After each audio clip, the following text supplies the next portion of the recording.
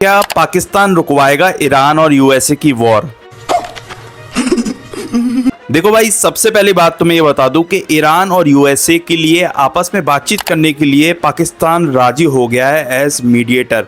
राजी क्या हो गया, मतलब उसने खुद ने ही बार बार प्रपोजल भेज भेज के डोनाल्ड ट्रंप और ईरान के रूलर्स को बता दिया है और उनको मना लिया है कि भाई आप इस वॉर को ख़त्म कीजिए और हमें एज मीडिएटर यूज़ कीजिए और हमारे यहाँ पर आइए, बातचीत कीजिए और इस वॉर को ख़त्म कीजिए। अब आपके दिमाग में ये चल रहा होगा कि आखिर ये काम पाकिस्तान ने कैसे कर दिया और इंडिया पीछे कैसे रह गया। देखो, सबसे पहली बात तो मैं बताऊं, पाकिस्तान ने कुछ प्रपोजल पहले भी भेजे थे जिसको ईरान ने जो है वो रिजेक्ट कर दिया था कि भाई हम तो जंग के मूड में हैं और पूरी तरीके से धब्बा बोलेंगे। लेकिन उसके बाद कुछ ना कुछ बातचीत चलती गई और उसके बाद डोनाल्ड ट्रंप का ये पोस्ट आता है जिसमें डोनाल्ड ट्रंप लिखते हैं कि उन्होंने शहबाज शरीफ यानी कि पाकिस्तानी पीएम और उनके फील्ड मार्शल आसिम मुनीर से बातचीत की है, जिसके बाद उन्होंने खुद को एज मीडिएटर बनने का जो है प्रस्ताव रखा है और ईरान के ऑफिशियल्स और यूएसए के ऑफिशियल्स जाएंगे और वहां बातचीत करेंगे और क्या स्ट्रेट ऑफ हॉर्मुज खोला जाएगा, जिसकी वजह से जो 20% दुनिया में एक्सपोर्ट होता है वो रुका हुआ है।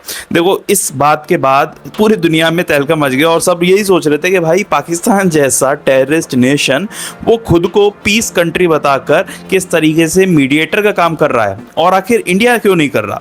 तो सबसे पहले तो मैं आपको बता दूं कि हमारे जो फॉरेन मिनिस्टर हैं जयशंकर साहब, उन्होंने 26 मार्च के आसपास जब जो ऑल पार्टी मीटिंग हुई थी उसके बाद भी हुई थी, उन्होंने साफ साफ कह दिया था कि India is not a broker nation, यानी कि इंडिया दलाल नहीं है भाई, जिसको जो प्रॉब्लम है वो अपने अपने लेवल पे निपटे। इंडिया मीडिएटर का काम नहीं करता और वो कभी भी किसी दो नेशंस को बैठाकर बातचीत नहीं कराएगा, खासकर ईरान यूएसए, बिकॉज उनके रिलेशन दोनों से बढ़िया है। तो वो इसमें न्यूट्रल पक्ष ही रखना चाहता है और इंडिया का कोई ऐसा स्वार्थ भी नहीं है। और जैसे कि जयशंकर साहब का मतलब यही था कि पाकिस्तान जैसा नेशन जिसके पास भूखा हो चुका है, खाने के लिए कुछ भी नहीं, कंगाली छाई हुई है, और वो तो भाई ऐसा करेगा ही। क्योंकि ऐसा होता है ना कि आपके घर में बुआ फूफा जी मौसी मौसा जी आते हैं तो आप सोचते हो कि भाई जाते जाते लिफाफा जरूर देके जाएंगे। तो पाकिस्तान का भी वही हाल है। उन्होंने कहीं ना कहीं ये सोचा होगा कि जो उनका पूरे वर्ल्ड में नाम खराब है, कहीं ना कहीं उसकी छवि सुधरेगी, कि वो पीस मेकर के तौर पर उभरेंगे। अब वो कितने उभरेंगे वो तो देखने वाली बात होगी, लेकिन उसी के साथ में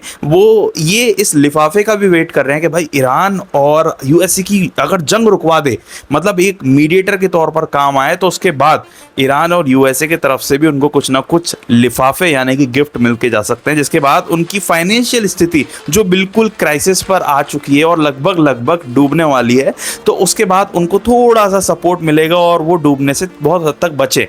तो यही उनकी स्ट्रेटेजी रही होगी और पूरे वर्ल्ड में एक पीस कंट्री के तौर पर उभरने का वो जो कोशिश कर रहा है वो कितना कामयाब होगा या नहीं होगा, फिलहाल देखने की बात होगी। लेकिन पाकिस्तान ऐसे हाई हॉटस्पॉट मुद्दों पे अपनी टांग जरूर फंसाता है ताकि उसका नाम हो पाए। अब साथ ही में बात तो ये करी जा रही है भाई, इस्लामाबाद में मीटिंग होने वाली है, पाकिस्तान के अंदर ईरान के ऑफिशियल्स आएंगे, साथ ही में यूएसए के ऑफिशियल्स आएंगे। अब ईरान तो बहुत क्लियरली उन्होंने प्रपोजल में पॉइंट रख ही दिए हैं।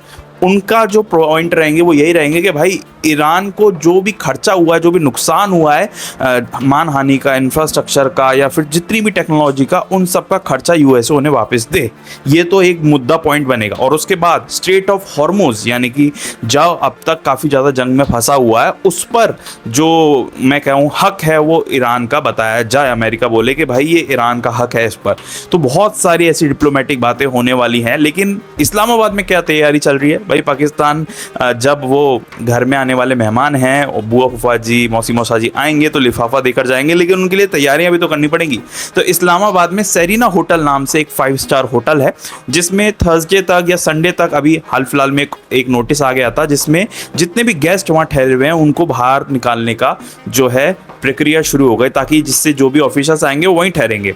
तो अब ये जो 5 स्टार होटल है, इसके आसपास 3-4-5 किलोमीटर में पूरी की पूरा लॉकडाउन कर दिया है इस्लामाबाद की पुलिस ने, पाकिस्तान की गवर्नमेंट ने, ताकि हाई सिक्योरिटी बनाए रखे। यही नहीं, यूएसए से 30 मेंबर टीम भी वहां गई थी इस्लामाबाद, ताकि सिक्योरिटी परख पाए वो इस होटल के आसपास।